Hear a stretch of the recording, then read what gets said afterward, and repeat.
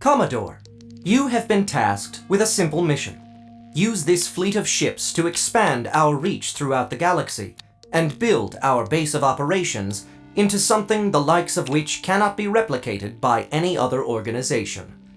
Send your cargo vessels out for trade and commerce, mining vessels to build a revenue stream, and carriers to spread our influence. Establishing new colonies could be valuable as well. Do your job, and there may be a promotion to Admiral in your future. Welcome to Space Base. Each player takes a command console board, a set of 12 starting ship cards, and 1 cube for each resource track. Lay your board in front of you, place your victory point and income cubes on the 0 markers of their respective tracks, and your credits cube on the 5. Place your starting ships face up in their appropriate sectors, as indicated by the sector number in the top right corner of the card. Lay out the 12 colony cards face up in numerical order near the middle of the playing space. Separate the shipyard deck into 3 sections based on the card backs. Shuffle each separately and place them in face-down draw piles. Draw the top 6 cards from all of them and lay them out face up on the table like so. Put all the white charge cubes in a central pool area. To determine who will take the first turn, everyone draws 1 random card from the level 1 ship deck, loses the amount of credits indicated by the card's cost in the top left corner, and places it in the sector on their player board indicated in the top right. Take the starting ship card that is currently in that sector and deploy it by turning it upside down and tucking it under the top of the board above that sector so that the red section is peeking out.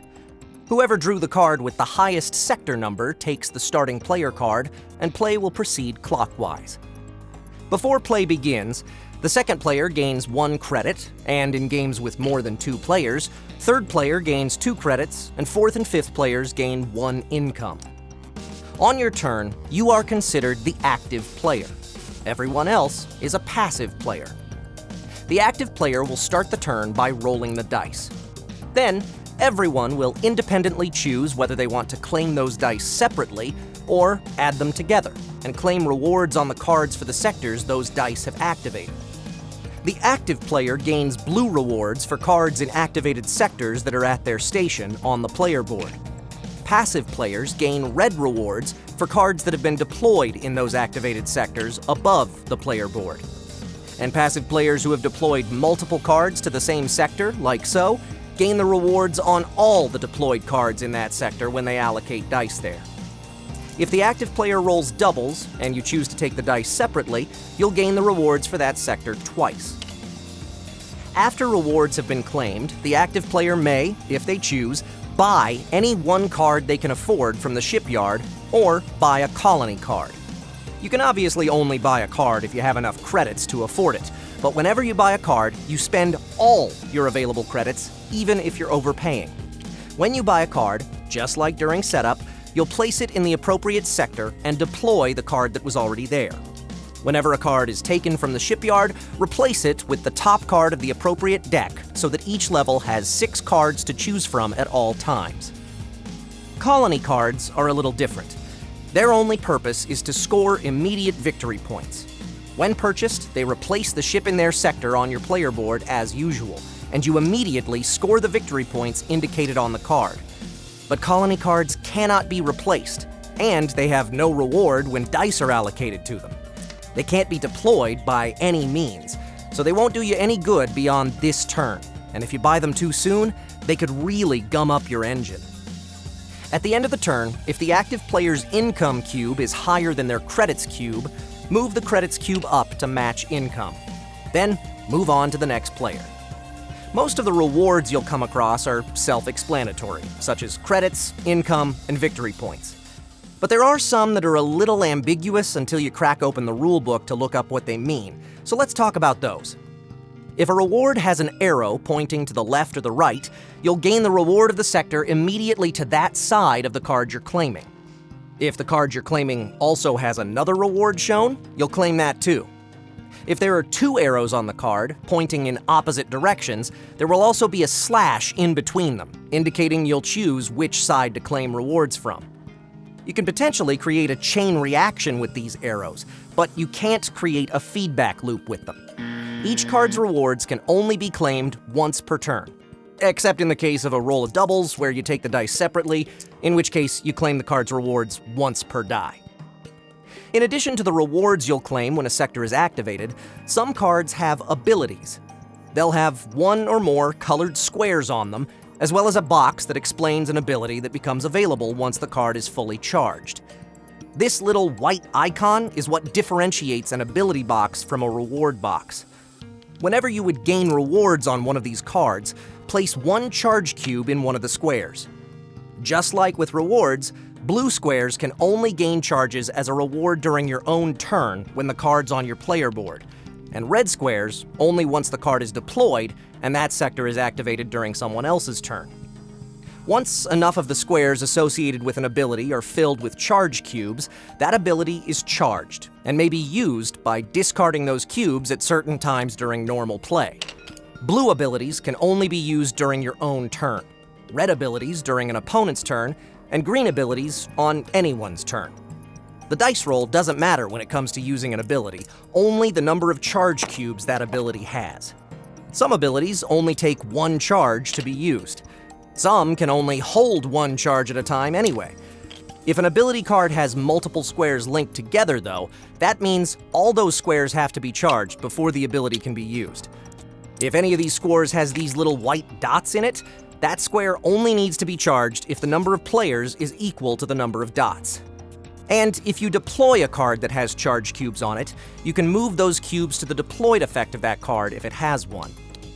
As far as specific abilities go, let's just talk about the ones that don't completely explain themselves. When an ability shows 2 dice, that means it can only be used during the dice allocation phase of a turn, and only if you choose to use the sum of the dice rather than to take each one separately. If an ability shows a single arrow, using it means you'll gain rewards from one sector to that side of the one you've activated for that turn. If an ability has a single arrow separated from 2 more with a slash, you'll choose whether to shift 1 or 2 sectors.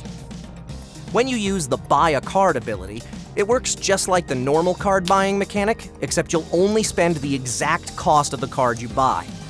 It also doesn't replace the normal card buying step of your turn, so used wisely, it could basically buy you more than one card at the same time. And if the ability also gives you credits, you gain those credits before buying the card. When using the Claim a Card ability, you'll choose a ship card of the appropriate level from the shipyard and add it to your board without paying anything for it.